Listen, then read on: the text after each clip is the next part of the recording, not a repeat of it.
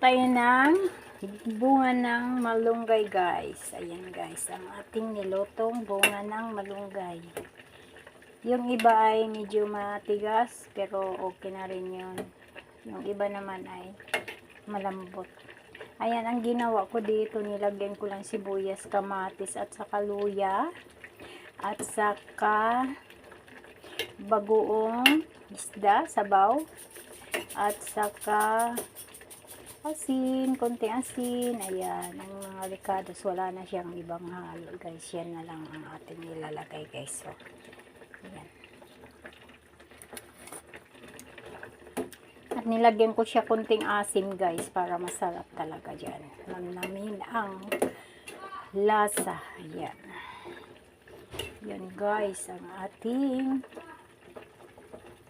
Ayan na nga guys. Ayan guys. Ano natin kung malambot na siya guys. Pwede na siya guys.